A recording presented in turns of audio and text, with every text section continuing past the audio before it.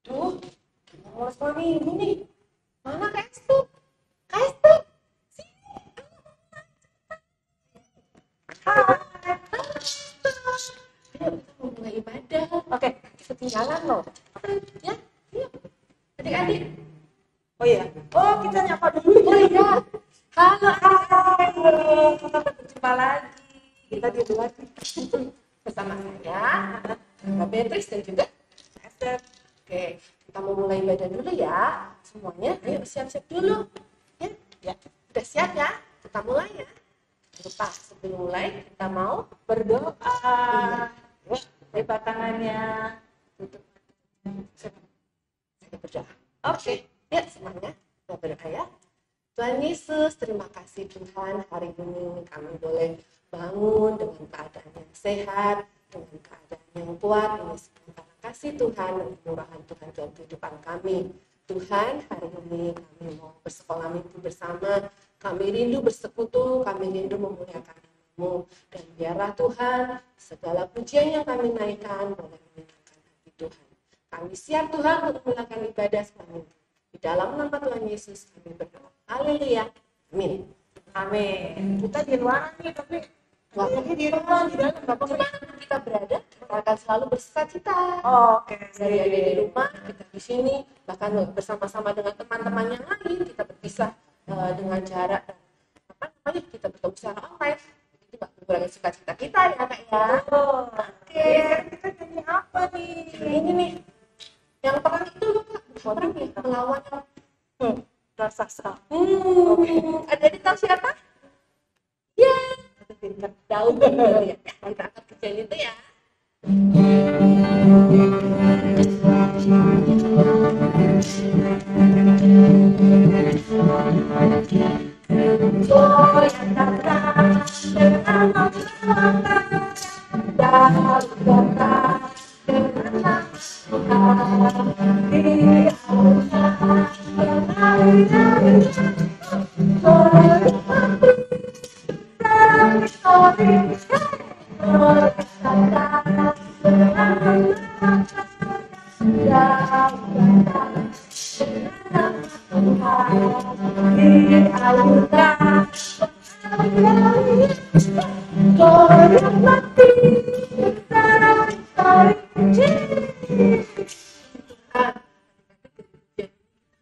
Mengetahui bahwa apa? Bahwa kemenangan ada di dalam Tuhan. Ya, kita percaya Tuhan. Ya, betul adik-adik. Adik-adik kita ada masalah, jangan lupa Tuhan selalu ada buat kita dan Tuhan selalu menolong kita. Yes. Kita ganti pujian ya. Untuk menang, menang. Kita menang ya, Dek ya.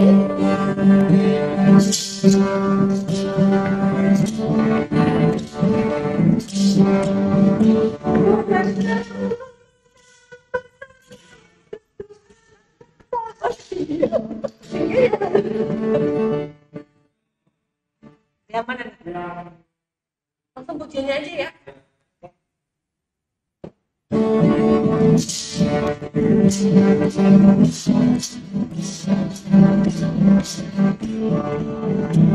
Menang bersama Yesus Tuhan, ku menang dalam peperangan.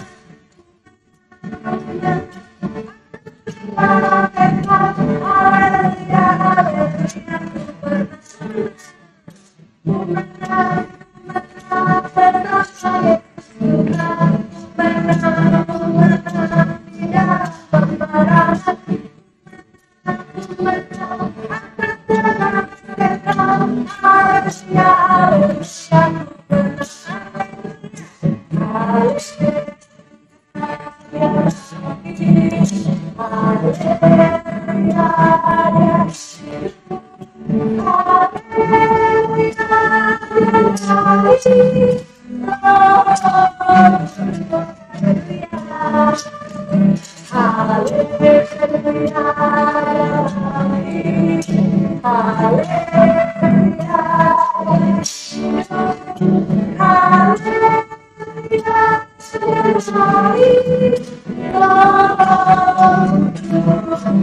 Dalam nama Yesus.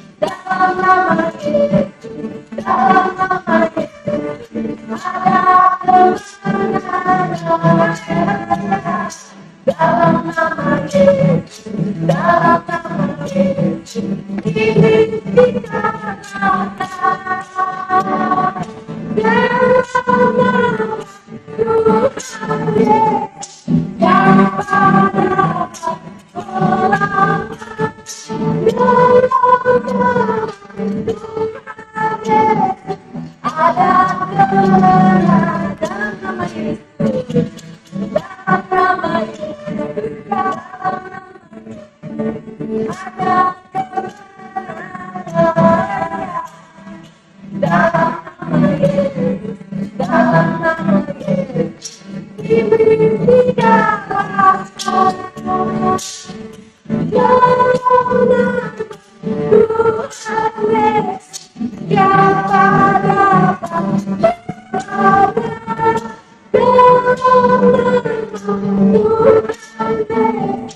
ada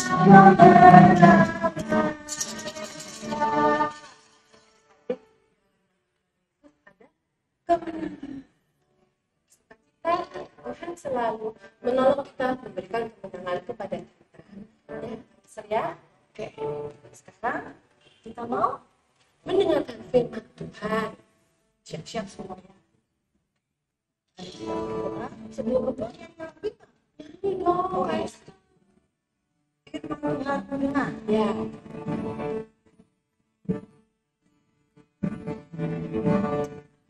Semuanya. Mana kita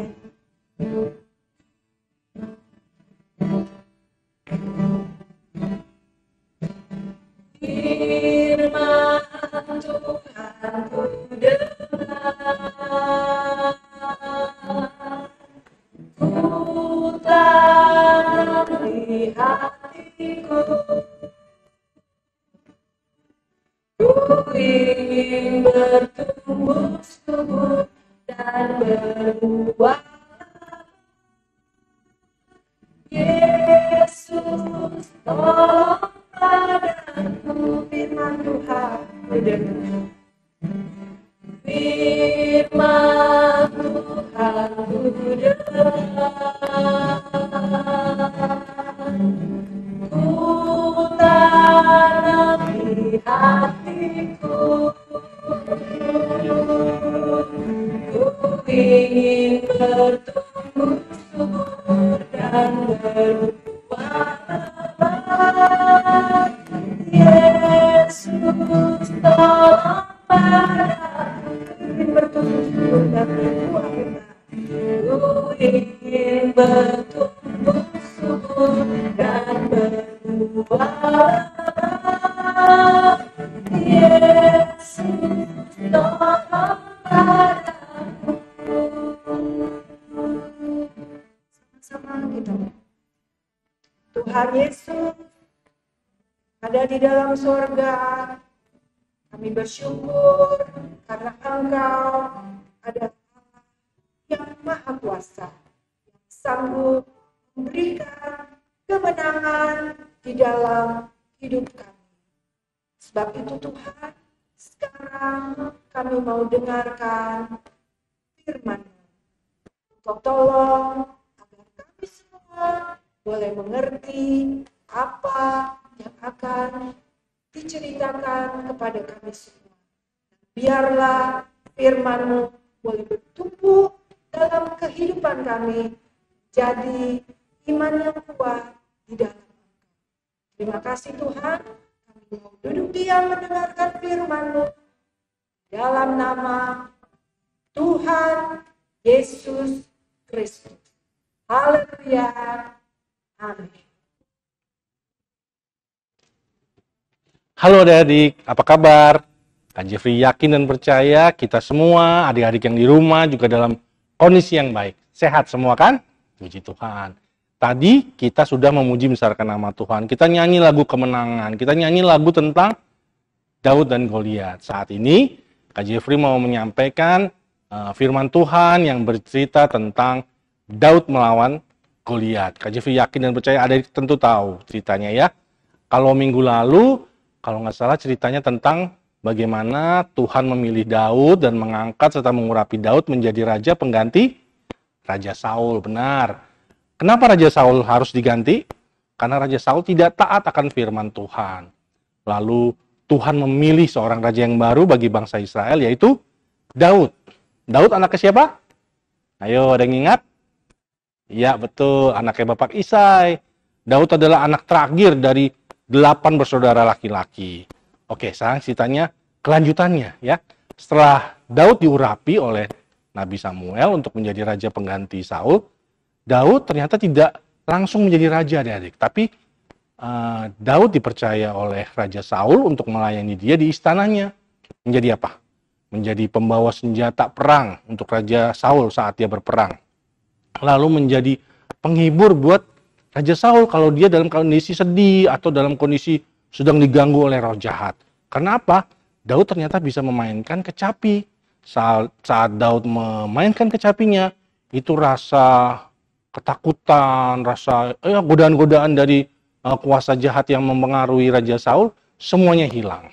Itu talenta dari Daud yang Tuhan berikan kepada Daud. Nah, pada suatu ketika, bangsa Israel akan berperang melawan bangsa Filistin ya, di daerah sekitar lembah Terbantin. Nah, saat berperang, saat akan memulai peperangan itu, bapaknya Daud memanggil Daud. Daud, sini. Coba kamu antarkan ini makanan untuk kakak-kakak kamu di medan peperangan. Nah, ternyata 3 orang kakak dari Daud ikut berperang. Masuk dalam barisan tentara Raja Saul. Di sana ada kakaknya yang pertama namanya Eliab, Abinadab, dan Syama. Kakaknya ikut berperang. Lalu Daud mempersiapkan makanan yang orang tuanya suruh atau perintahkan Daud untuk membawa ke sana. Lalu dia pergi ke lembah Terbantin untuk menyerahkan kepada kakaknya. Sekalian ayahnya bilang, tolong kamu lihat keadaan kakak-kakak kamu, apakah dalam kondisi sehat atau bagaimana. Nah, saat peperangan sebelum mulai, tibalah Daud di daerah tempat perkemahan dari tentara Raja Saul. Nah, apa yang terjadi di sana? Saat Daud tiba, dia mendengar dari kejauhan, kok ada seperti suara seorang yang berteriak-teriak, yang menantang, yang mengejek, yang mengolok-ngolok. Kalau zaman sekarang bisa dibilang ngebully ya, ngebully tentara Israel, ngebully bangsa Israel. Siapa itu? Dia lihat dari kejauhan. Oh, ternyata ada seseorang yang tingginya, aduh, Kak Jeffrey kalah nih kayaknya. Tingginya itu sampai 6 hasta sejengkal. Kalau di ukuran sekarang tuh kurang lebih sekitar ya hampir 3 meter, adik. Wah, tinggi sekali ya. Dan badannya besar, kuat. Orang ini bernama, ada yang tahu?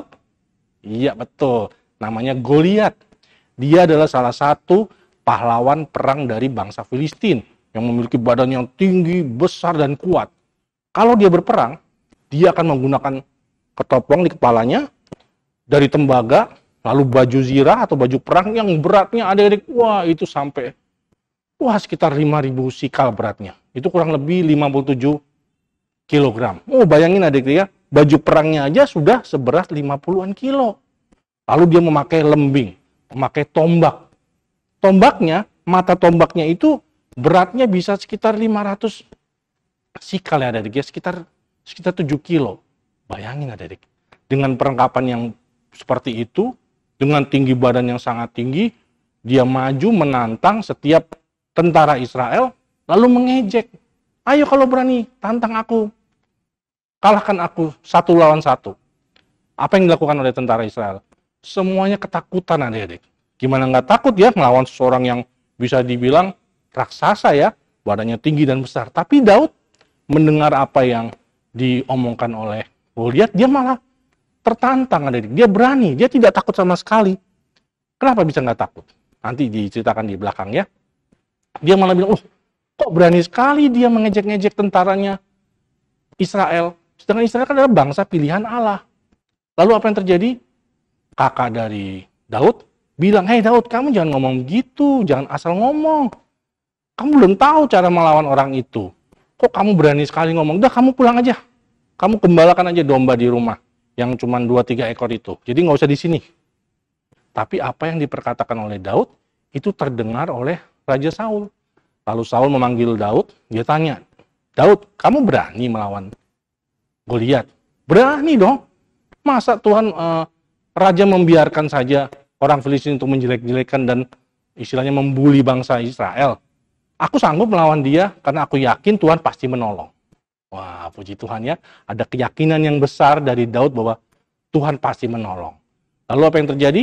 Saul memberikan baju perangnya, pedangnya, peralatannya untuk dia perang kepada Daud. Udah, kamu pakai ini, lalu kamu tantang Goliat untuk berperang. Lalu Daud pakai semua, tapi Daud nggak bisa jalan adik-adik. Kenapa? Bajunya, aduh kebesaran, berat. Udah, raja, aku nggak usah pakai peralatan raja, aku pakai senjataku sendiri. Apa yang dibawa oleh Daud? Tongkat, ketapel. Dan dia mengambil dari dasar sungai 5 buah batu licin untuk senjata dia melawan Goliat. Wah, luar biasa ya tadi ya. Tidak sebanding ya apa yang dipakai oleh Goliat dengan apa yang dipakai oleh Daud. Tapi Daud dengan sangat berani, dengan sangat yakin dengan apa yang dia miliki, dia sanggup dan pasti akan mengalahkan Goliat. Karena apa? Karena dia punya keyakinan besar bahwa Tuhan Yesus ada di pihak dia. Tuhan Yesus pasti menolong. Lalu apa yang terjadi? Apakah Daud sanggup mengalahkan Goliat? Nah, adik pasti tahu. Betul.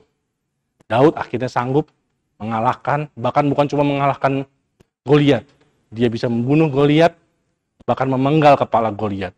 Itu semua dia lakukan karena Tuhan beserta dengan Daud. Tuhan memberikan kekuatan, Tuhan memberikan keberanian. Nah, hal itu dapat menjadi contoh bagi kita semua. Bagi adik-adik, kalau dalam menghadapi segala sesuatu yang sulit, yang menakutkan, yang buat kita cemas, ingat sama Tuhan. Berdoa sama Tuhan. Tuhan pasti beri kesanggupan. Dan Tuhan pasti beri kemenangan. Tentunya untuk anak-anak Tuhan ya. Kelanjutan ceritanya gimana? Ya, Daud maju menghadapi Goliat.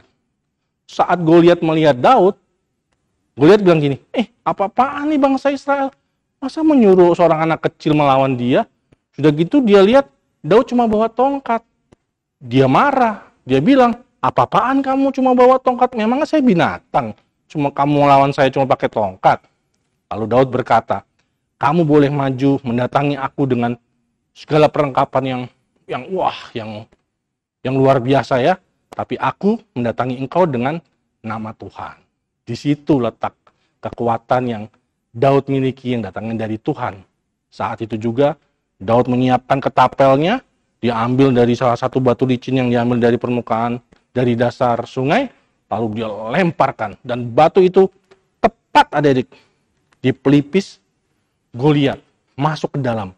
Sehingga Goliat mati dan dia terjatuh, kepalanya sampai ke tanah. Segera Daud mengambil pedangnya Goliat, lalu dia penggal kepala dari Goliat itu.